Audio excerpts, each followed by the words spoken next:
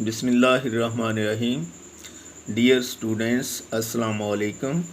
आपका physics teacher Mohammad Shabir ninth की physics के साथ हाज़िर है। आज हम यूनिट नंबर 6 के MCQs जो हैं वो सॉल्व करेंगे। पहला MCQ है work done will be zero when the angle between the force and distance is 90 degree. तो इसमें इसका ऑप्शन जो है वो 90 डिग्री होगा, क्योंकि वर्क किसके इक्वल होता है? Work is equal to F S cos theta. तो थीटा जो है जब 90 डिग्री होगा तो इसका कॉस जो है वो ज़ीरो होगा, तो वर्क डन ज़ीरो हो जाएगा। इसी तरह सेकंड MCQ है, if the direction of motion of a force is perpendicular to the direction of motion of a body, then the work done will be। तो वर्क डन क्या होगा उस वक़्त अगर फोर्स और डिस्प्लेसमेंट जो फोर्स कवर करती है किसी बॉडी पर एक्ट करके, उसके दरमियान एंगल जो है वो जब परपेंडिकुलर होगा तो एंगल जो है वो 90 डिग्री होगा। जब एंगल 90 डिग्री होगा तो कॉस 90 ज़ीरो होगा, तो वर्क डन ज़ीरो होगा। तो इसका आंसर जो है वो हमारे पास, तो work done will be zero, यानी सी वाला ऑप्शन होगा इसका। और इसी तरह अब न्यूमेरिकल MCQ नंबर है 3। If the velocity of a body becomes double, अगर वेलोसिटी डबल कर दी जाए, इट्स काइनेटिक एनर्जी, तो इसकी काइनेटिक एनर्जी पर क्या असर पड़ेगा? हमें पता है कि KE kinetic energy is equal to half mv square, यानी वेलोसिटी को डबल कर देंगे तो इसकी काइनेटिक एनर्जी जो है वो 4 टाइम हो जाएगी। यहाँ हम v की जगह 2v रख देंगे, तो इसका आंसर जो है ये 4 टाइम सी वाला ऑप्शन इसका आंसर होगा, ये वाला जो है, यानी 4 टाइम हो जाएगी। यहाँ v की वैल्यू रखेंगे तो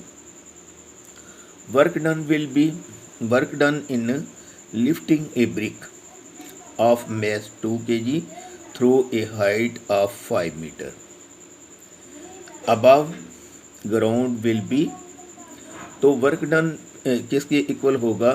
ये पोटेंशियल एनर्जी के इक्वल होगा PE के। तो हम जानते हैं कि PE is equal to mgh। G की वैल्यू m की वैल्यू उसने दी है 2 और g की वैल्यू 10 होती है, तो 20 हो गया मल्टीप्लाई करने से, और हाइट 5 मीटर है।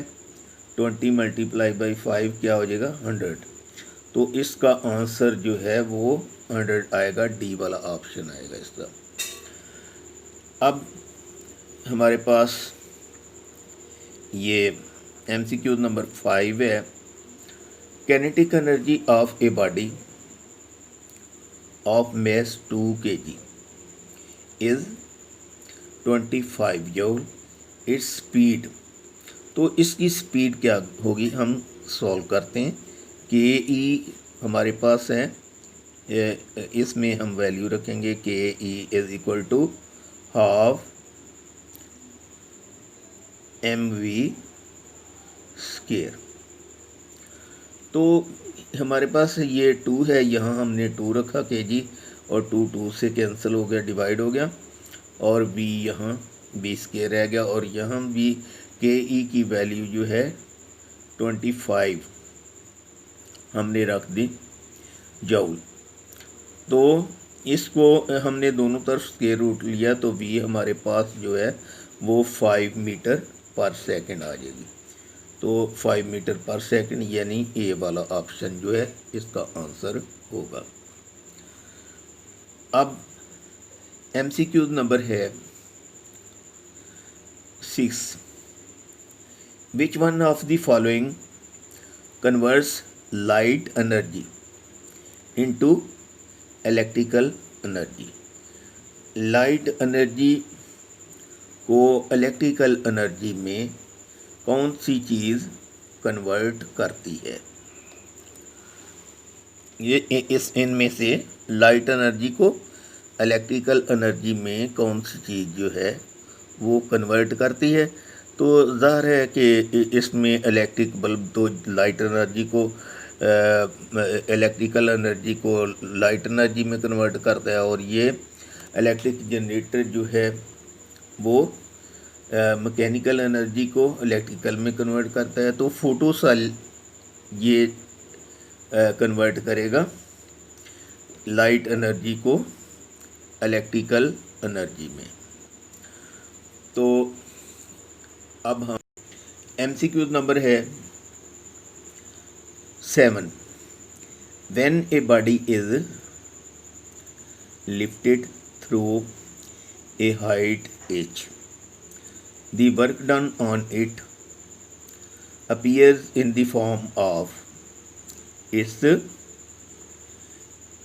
ये पहला ऑप्शन है kinetic energy, potential energy, electric potential energy, elastic potential energy, geothermal energy. तो इसमें वर्क डन जो है होगा वो हाइट, चूँकि किसी चीज़ को हम हाइट पे जब ले जाते हैं तो वर्क डन जो है वो पोटेंशियल एनर्जी के इक्वल होता है। ये बी वाला इसका ऑप्शन होगा। ये MCQ नंबर है 8। The energy stored in coal is, ये पहला ऑप्शन है हीट एनर्जी, काइनेटिक एनर्जी और केमिकल एनर्जी, न्यूक्लियर एनर्जी। तो इसमें ये कोल में जो एनर्जी स्टोर होती है ये केमिकल एनर्जी होगी। और ये MCQ नंबर है 9। The energy stored in dam is, कौन सी है? क्योंकि वाटर में एनर्जी जो स्टोर होती है ये हाइट पे होता है डैम जो है वाटर हाइट पे होता है, और इसलिए इसमें पोटेंशियल एनर्जी स्टोर होती है। तो वाटर में कौन सी एनर्जी स्टोर होगी? पोटेंशियल एनर्जी स्टोर होगी।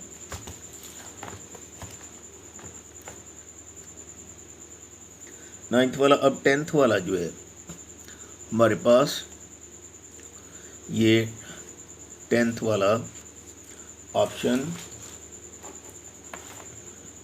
MCQ।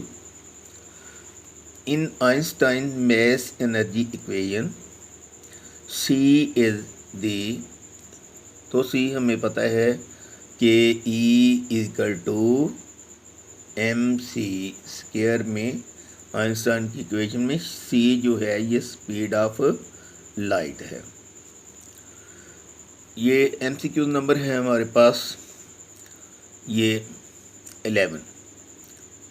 Rate of doing work is called, तो हमें ऑलरेडी पता है कि ये पावर है। ये 9th वाला MCQ